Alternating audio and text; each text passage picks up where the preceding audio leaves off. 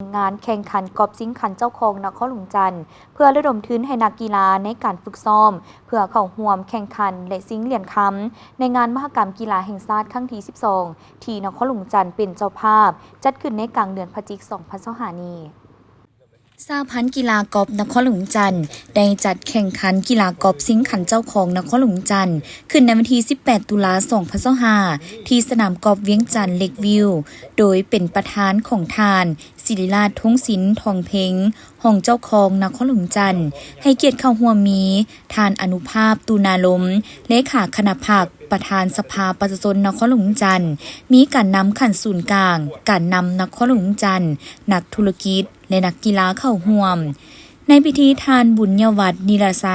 หัวหน้าแผนกโยธาธิการและขนส่งนครหลวงจันทร์ประธานสหพันธ์กีฬากอล์ฟนครหลวงจันทร์ได้ขึ้นรายงานจุดประสงค์การจัดงานแข่งขันกีฬากอล์ฟครั้งนี้ว่าทางสหพันธ์ได้จัดการแข่งขันกีฬากอล์ฟสิงขันเจ้าของนครหลวงจันทร์เพื่อเป็นการต้อนรับงานมหกรรมกีฬาแห่งชาติครั้งที่ 12 ที่นครหลวงจันทร์เป็นเจ้าภาพในกลางเดือนพฤศจิกายน 2025 นี้ทั้งเพื่อเป็นการระดมทุนให้กับนักกีฬาในการฝึกซ้อมเข้าร่วมแข่งขันและชิงเหรียญคำในงานมหกรรมกีฬาแห่งชาติครั้งที่ 12 พร้อมทั้งเป็นการสร้างความสามัคคีการแข่งขันมีนักกีฬาเข้าร่วมถึง 30 กวนในนี้ประเภทบุคคลแบ่งออกเป็นสายคือสาย VIP สายบุคคลทั่วไปสายสุภาพสตรีรวมทั้งหมดมีจำนวน20ขันรางวัลส่วนรางวัลมีคือสายบ่มีแต้มต่อ1รางวัลสาย VIP มี3รางวัลสายสุภาพบุรุษทีมซ้ายสายกอสายคอและสายคอสายละ3รางวัลสายสุภาพสตรีเพศหญิงมีรางวัลตีไก่ทุงมีขันรางวัล1หน่วยและเงิน5ล้านกีบรางวัลตีไก่เส้น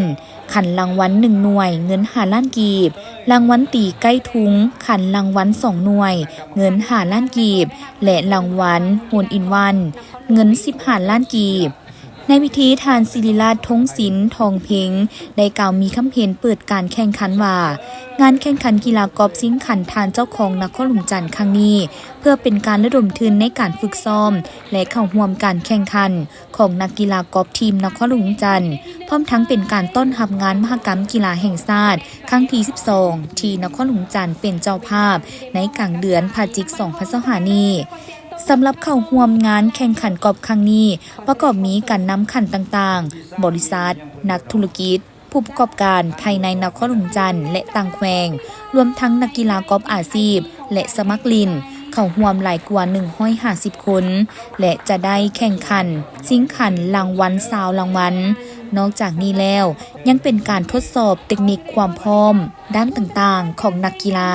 ก็คือบุคลากรรับใช้จัดการแข่งขันให้มีความพร้อมเข้าสู่งานมหกรรมกีฬาแห่งชาติครั้งที่ 12 อย่างเป็นทางการและเป็นขบวนการฝึกฟื้นภายหลังแข่งขันสำเร็จก็ได้มีพิธีมอบรางวัลให้แก่บรรดานักกีฬาและมอบใบย่องย่อให้แก่ภาคส่วนที่ได้ประกอบส่วนทุนฮอนสนับสนุนเป็นทุนให้บรรดานักกีฬาโอกาสนี้ประธานสหพันธ์กีฬากอล์ฟยังให้สัมภาษณ์ว่าสหพันธ์กบพจัดการแข่งขันมหกรรมกีฬาครั้ง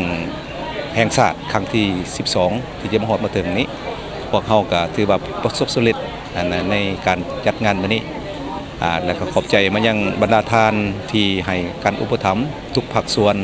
การนำภาครัฐขององค์การปกครองนครหลวงจันทร์กบพให้การช่วยเหลือสหพันธ์กบพจัดการแข่งขันในมื้อนี้และพวกเขาและเกี่ยวข้องมายังผู้อุปถัมภ์เบิดทุกทานช่วยสนับสนุนในอนาคตต่อไปเนื่องจากพวกเขาต้องการผู้สนับสนุนอยู่เบื้องหลังให้แก่การจัดงานการแข่งขันให้แก่นักกีฬากอล์ฟอยู่ในนครหลวงจันทร์ของพวกเราให้เป็นที่ส่งเสริมนักกีฬาก้าวไกลไปข้างหน้าโมเมนต์แต่ในนครหลวงและพวกเขาอยู่ในประเทศและพวกเขาสืบสานให้เป็นนักกีฬากอล์ฟไปสามารถไปแข่งขันกับประเทศนานาชาติของเขา